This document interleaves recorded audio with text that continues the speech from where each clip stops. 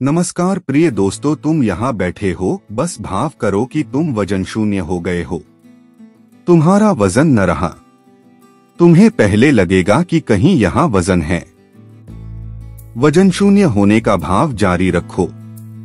वह आता है, एक क्षण आता है जब तुम समझिगे कि तुम वजन शून्य हो, वजन नहीं है। और जब वजन शून्य नहीं रहा तो तुम शरीर नहीं रहे, क्योंकि वजन शरीर का है, तुम्हारा नहीं। तुम तो वजन शून्य हो। इस संबंध में बहुत प्रयोग किए गए हैं। कोई मरता है तो संसार भर में अनेक वैज्ञानिकों ने मरते हुए व्यक्ति का वजन लेने की कोशिश की है। अगर कुछ फर्क हुआ, अगर कुछ चौंच शरीर के बाहर निकली है, कोई आत्मा या कुछ अब वहां नहीं है, क्योंकि विज्ञान के लिए कुछ भी बिना वजन के नहीं है। सब पदार्थ के लिए वजन बुनियादी है। सूर्य की किरणों का भी वजन है।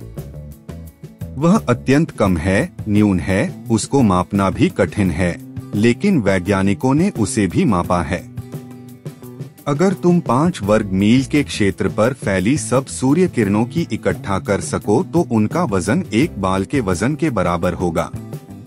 सूर्य किरणों का भी वजन है, वे तौली जा सकती है। विज्ञान के लिए कुछ भी वजन के बिना नहीं है। और अगर कोई चीज वजन के बिना है तो वह पदार्थ नहीं, उपपदार्थ। और विज्ञान पिछले 20-25 वर्षों तक विश्वास करता था कि पदार्थ के अतिरिक्त कुछ नहीं है। इसलिए जब कोई मरता है और कोई चीज शरीर से निकलती है तो वजन में फर्क पड़ना चाहिए, लेकिन यह फर्क कभी न पड़ा। वजन वही का वही रहा, कभी कभी थोड़ा बढ़ा ही है।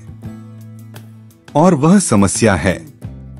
जिंदा आदमी का वजन कम हुआ, मुर्दा का ज्यादा।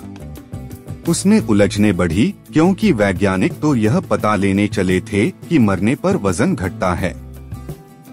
तभी तो वे कह सकते हैं कि कुछ चीज बाहर गई, लेकिन वहां तो लगता है कि कुछ चौंच अंदर ही आई।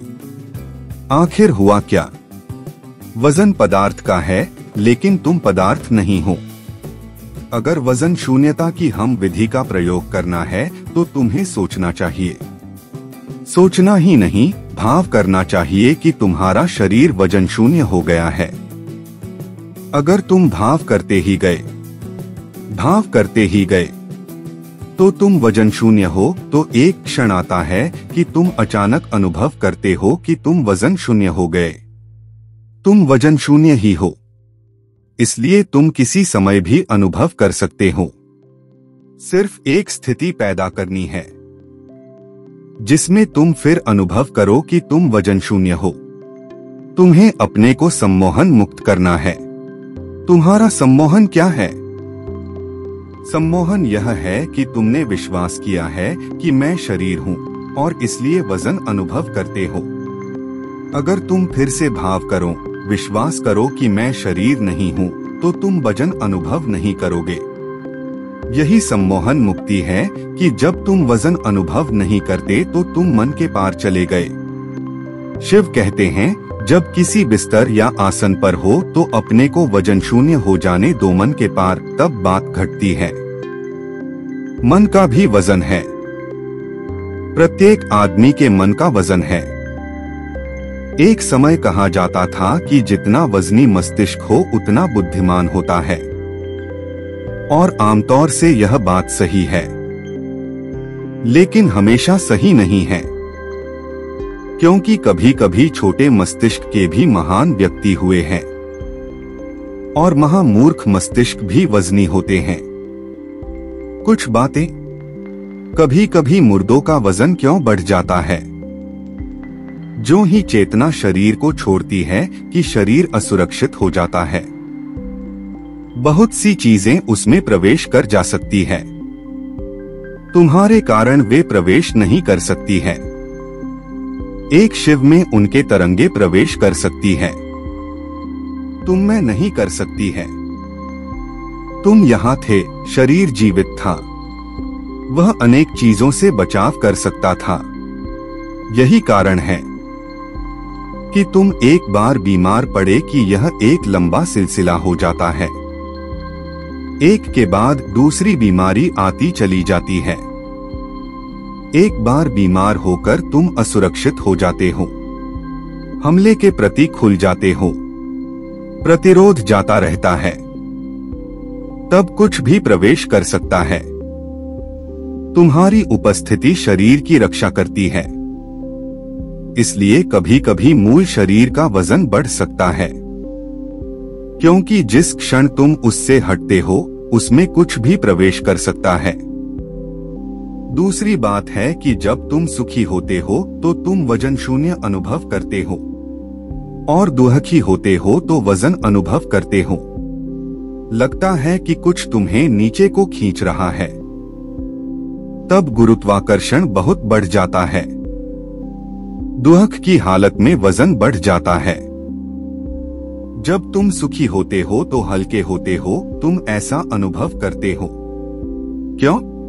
क्योंकि जब तुम सुखी हो, जब तुम आनंद का क्षण अनुभव करते हो, तो तुम शरीर को बिल्कुल भूल जाते हो, और जब उदास होते हो, दुखी होते हो, तब शरीर के अति निकट आ जाते हो, उसे भूल नहीं पाते, उससे जुड़ जाते हो, तब तुम भार अनुभव करते हो। ये भार तुम्हारा नहीं है, तुम्हारे शरीर से चिपकने का है, शरीर का है। वह तुम्हें नीचे की ओर खींच रहा है, जमीन की तरफ खींचता है, मानी तुम जमीन में गड़े जा रहे हो। सुख में तुम निर्भीर होते हो, शोक में, विषाद में वजनी हो जाते हो। इसलिए गहरे ध्यान में जब तुम अपने शरीर को बिल्कुल भूल जाते हो, तुम जमीन से ऊपर हवा में उठ सकते हो। तुम्हारे साथ तुम्हारा शरीर भी ऊपर उठ सकता है। कई बार ऐसा होता है। वैज्ञानिक एक स्त्री का निरीक्षण कर रहे हैं। ध्यान करते हुए वह जमीन से 4 फीट ऊपर उठ जाती है। अब की यह वैज्ञानिक निरीक्षण की बात है। उसके अनेक फोटो और फिल्म लिए जा चुके हैं। हजारों दर्शकों के सामने वह स्त्री अचानक ऊपर उठ जाती है। उसके लिए गुरुत्वाकर्षण व्यर्थ हो जाता है। अब तक इस बात की सही व्याख्या नहीं की जा सकी है कि क्यों होता है, लेकिन वह स्त्री गैर ध्यान की अवस्था में ऊपर नहीं उठ सकती, या अगर उसके ध्यान में बाधा हो जाए तो भी वह ऊपर से झट नीचे आ जाती है। क्या होता है? ध्यान की गहराई में तुम अपने शरीर को बिल्कुल भूल जाते हो, तादाद में टूट जाता है। शरीर बहुत छोटी चीज है और तुम बहुत बड़े हो। तुम्हारी शक्ति अपरिसीम है।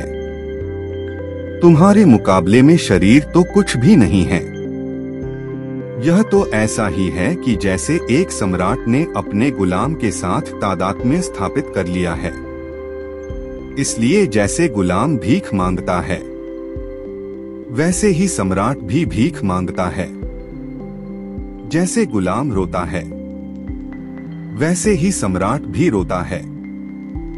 और जब गुलाम कहता है कि मैं ना कुछ हूं, तो सम्राट भी कहता है मैं ना कुछ हूं। लेकिन एक बार सम्राट अपने अस्तित्व को पहचान ले कि वह सम्राट है और गुलाम बस गुलाम है, से कुछ बदल जाएगा, अचानक बदल जाएगा। तुम वह अपरिसीम शक्ति हो जो क्षुद्र शरीर से एकात्म हो गई है। एक बार यह पहचान हो जाए, तुम अपने स्व को जान लो, तो तुम्हारी वजन शून्यता बढ़ेगी और शरीर का वजन घटेगा। तब तुम हवा में उठ सकते हो, शरीर ऊपर जा सकता है। ऐसी अनेक घटनाएं हैं जो अभी साबित नहीं की जा सकती, लेकिन वे साबित होगी, क्योंकि जब एक स्त्री 4 फीट ऊपर उठ सकती है तो फिर बाधा नहीं। दूसरा 1000 फीट ऊपर उठ सकता है। तीसरा अनंत अंतरिक्ष में पूरी तरह जा सकता है। सैद्धांतिक रूप से यह कोई समस्या नहीं है। 4 फीट ऊपर उठे कि 400 फीट की 4000 फीट, इससे क्या फर्क पड़ता है? राम तथा कई अन्य के बारे में कथाएं हैं कि वे शरीर विलीन हो गए थे। अनेक मृत शरीर इस धरती पर कहीं नहीं पाए गए। मोहम्मद बिल्कुल विलीन हो गए थे। शरीर ही नहीं, आपने घोड़ के साथ। वे कहानियां असंभव मालूम पड़ती है, पौराणिक मालूम पड़ती है, लेकिन जरूरी नहीं है कि वे मिथक ही हों। एक बार तुम वजन शून्य शक्ति को जान जाओ तो तुम गुरुत्वाकर्षण के मालिक हो गए। तुम उसका उपयोग भी कर सकते हो, यह तुम पर निर्भर करता है। तुम सशरीर अंतरिक्ष में विलीन हो सकत हो, लेकिन हमारे लिए वजन शून्यता समस्या रहेगी। सिद्धासन की विधि है जिसमें बुद्ध बैठते हैं, वजन शून्य होने की सर्वोत्तम विधि है। जमीन पर बैठो, किसी कुर्सी या अन्य आसन पर नहीं, मात्र जमीन पर बैठो। अच्छा हो कि उस पर सीमेंट या कोई कृत्रिमता नहीं हो। जमीन पर बैठो कि तुम प्रकृति के निकटतम रहो, और अच्छा हो कि तुम नंगे बैठो। जमीन पर नंगे बैठी बुद्धासन में, सिद्धासन में। वजन शून्य होने के लिए सिद्धासन सर्वश्रेष्ठ आसन है। क्यों? क्योंकि जब तुम्हारा शरीर इधर उधर झुका होता है तो तुम ज्यादा वजन अनुभव करते हो। तब तुम्हारे शरीर को गुरुत्वाकर्षण से प्रभावित होने के लिए ज्यादा क्षेत्र है। यदि मैं इस कुर्सी पर बैठा हूँ तो मेरे शरीर का बड़ा क्षेत्र गुरुत्वाकर्षण से प्रभावित होता है। जब तुम खड़े हो तो प्रभावित क्षेत्र कम हो जाता है, लेकिन बहुत देर तक खड़ा नहीं रहा जा सकता है। महावीर सदा खड़े खड़े ध्यान करते थे, क्योंकि उस हालत में गुरुत्वाकर्षण का न्यूनतम क्षेत्र घेरता है। तुम्हारे पैर भर जमीन को छूते हैं। जब पांव पर खड़े हो तो गुरुत्वाकर्षण तुम पर न्यूनतम प्रभाव करता है, और गुरुत्वाकर्षण की वजन है। पांवों और हाथों को बांधकर सिद्धासन में बैठना ज्यादा कारगर होता है, क्योंकि तब तुम्हारी आंतरिक विद्युत एक वर्तुल बन जाती है। रीढ़ सीधी रखो। अब तुम समझ सकते हो कि सीधी रीढ़ रखने पर इतना जोर क्या दिया जाता है, क्योंकि सीधी रीढ़ से कम जगह घेरी जाती है। तब गुरुत्वाकर्षण का प्रभाव कम रहता है। आंखें बंद रखते हुए अपने को पूरी तरह संतुलित कर लो, अपने को केंद्रित कर ली। पहले दाईं ओर झुककर गुरुत्वाकर्षण का अनुभव करो, फिर बाईं ओर झुककर गुरुत्वाकर्षण का अनुभव करो। तब उस केंद्र को खोजी जहां गुरुत्वाकर्षण या वजन कम से कम अनुभव होता है, और उस स्थिति में स्थिर हो जाओ। और तब शरीर को भूल जाओ और भाव करो कि तुम वजन नहीं हो, तुम वजन शून्य हो। फिर इस वजन शून्यता का अनुभव करते रहो। अचानक तुम वजन शून्य हो जाते हो। अचानक तुम शरीर नहीं रह जाते हो। अचानक तुम शरीर शून्यता के एक दूसरे ही संसार में होते हो। वजन शून्यता शरीर शून्यता है। तब तुम मन का भी अतिक्रमण कर जाते हो।